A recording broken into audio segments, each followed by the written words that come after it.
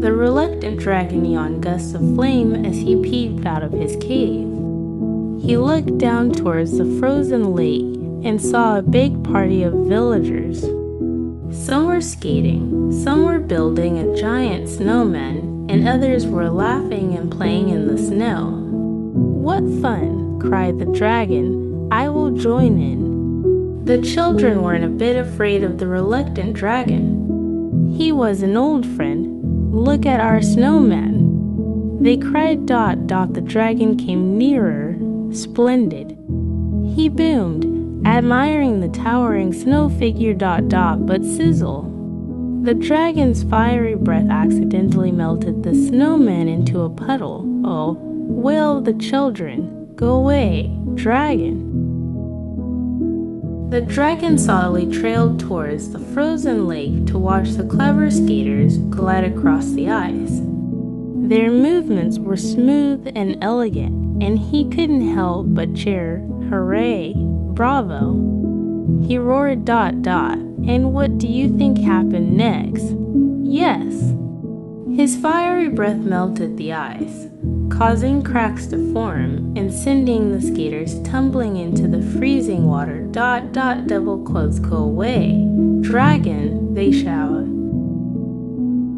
The dragon felt very miserable. He only wanted to join in the fun, but everything he did seemed to ruin it for everyone else. With his wings drooping, he slumped down on a snow-covered rock, watching from afar as the festival carried on without him. Then along came the king's herald, marching importantly through the snowdrifts. "Oh dear," said the dragon. "I hope he isn't bringing me a challenge to fight a knight." But the herald had a different message. The king meant to have a grand barbecue here and grill sausages for the feast, he announced.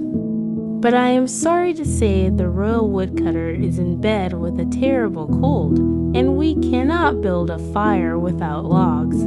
"Oh," sighed everyone, sadly. Then one little boy piped up, "We could cook our sausages on the dragon's flaming breath, if he would let us." The dragon's eyes lit up. "Really, you would like me to help?" "Of course." The villagers cried. The dragon was only too pleased. At last, he could join in the fun. Everyone held out a sausage on a long fork, and the dragon drew a deep breath and puffed out flames. Whoosh! The sausages were grilled in no time. As the delicious aroma of sizzling sausages filled the air, the children and villagers gathered around the dragon, laughing and chatting excitedly. The dragon, who had been feeling so left out just moments ago, now sat proudly, his great belly rumbling with happiness as he helped roast more sausages with careful puffs of flame.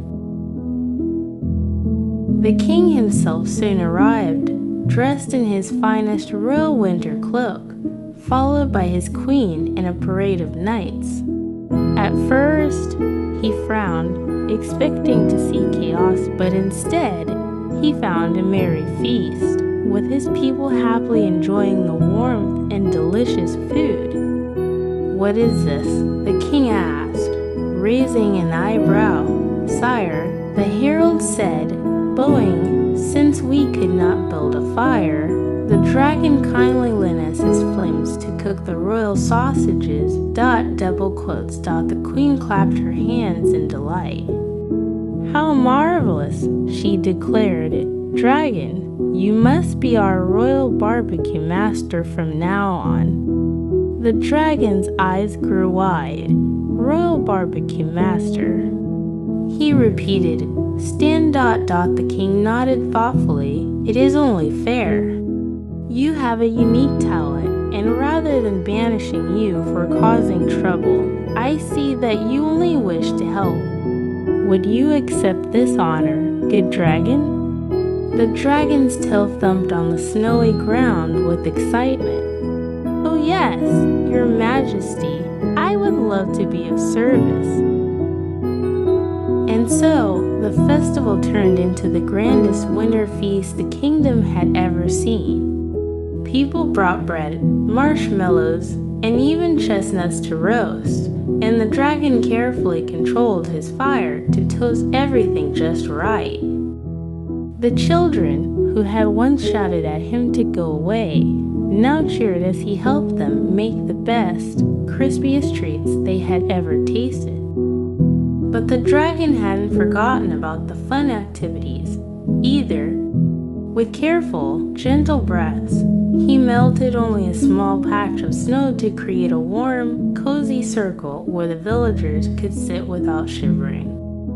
Then, with the king's permission, he even carved a magnificent ice sculpture with his fire-beautiful dragon with icicle wings and a frozen crown.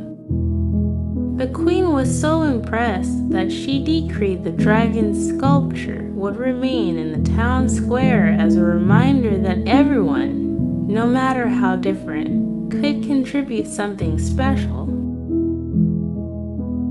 As the night wore on, children huddled close to the dragon, sharing stories and laughter. One little girl, the same one who had first told him to go away, tugged at his wing. "I'm sorry we yelled at you before," she said shyly.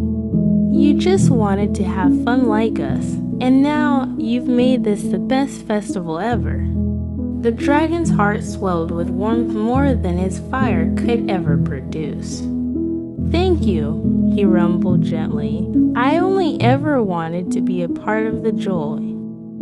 At the end of the night, as the last embers of their feast cooled, the dragon sighed happily. He no longer felt lonely or left out. He had found his place among the people not as a scary beast, but as a friend and a hero.